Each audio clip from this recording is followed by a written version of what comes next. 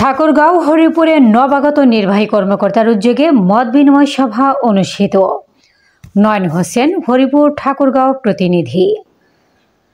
ঠাকুরগাঁওয়ের হরিপুর উপজেলায় নবাগত উপজেলা নির্বাহী কর্মকর্তা রায়হানুল ইসলামের উদ্যোগে স্থানীয় জনপ্রতিনিধি, গণমাধ্যম কর্মী, প্রশাসনিক কর্মকর্তা এবং সুশীল সমাজের প্রতিনিধিদের সঙ্গে এক মত বিনিময় সভা অনুষ্ঠিত হয়েছে।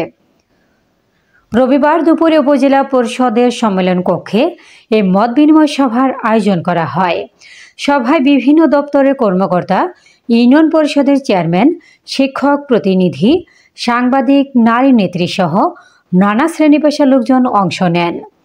সভায় নবাগত ইউএনও নিজেকে পরিচয় করিয়ে দিয়ে হরিপুরবাসীর উন্নয়ন, স্বচ্ছ প্রশাসন ও জনসেবায় দ্রুততা নিশ্চিত করার অঙ্গীকার ব্যক্ত করেন। তিনি বলেন, হরিপুরের মানুষের সমস্যার সমাধান জানতে এবং জেলা উপজেলার উন্নয়ন কার্যক্রম বাস্তবায়নে সবার সহযোগিতা প্রয়োজন। সবার মতামত ও পরামর্শ নিয়ে একটি স্বচ্ছ, জনবান্ধব প্রশাসন গড়ে তুলতে চান।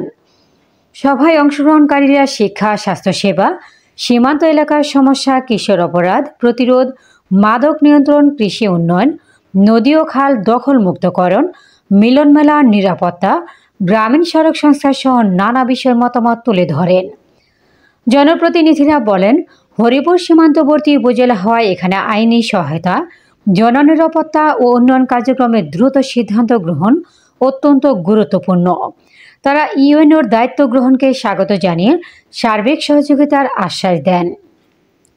গণমাধ্যম কর্মীরা প্রশাসনের উন্নয়ন কর্মকাণ্ড জনসাধারণের কাছে পৌঁছে দিতে বস্তুনিষ্ঠ সংবাদ পরিবেশনের প্রতিশ্রুতি তুলে ধরেন এবং একই সঙ্গে সমস্যাগুলো তুলে ধরার ক্ষেত্রে প্রশাসনের সহযোগিতা কামনা করেন। মত বিনিময় সভা শেষে স্থানীয়দের সঙ্গে কুশল বিনিময় করেন তিনি এবং হরিপুরের বিভিন্ন উন্নয়ন কাজ সরজমিনে পরিদর্শনের পরিকল্পনার কথা জানান। প্রথম দিনে হয়তো আমি সব সমস্যার সমাধান করতে পারবো না বা সব সমস্যার সমাধান করার ইখতিয়ারও হয়তো বা আমার নেই।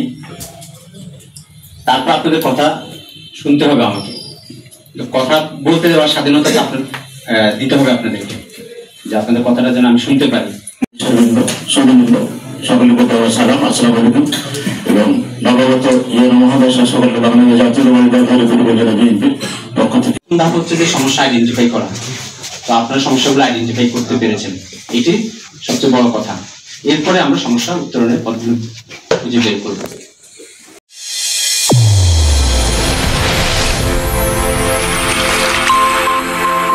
চ্যানেল A1 হৃদয়ের স্পন্দন।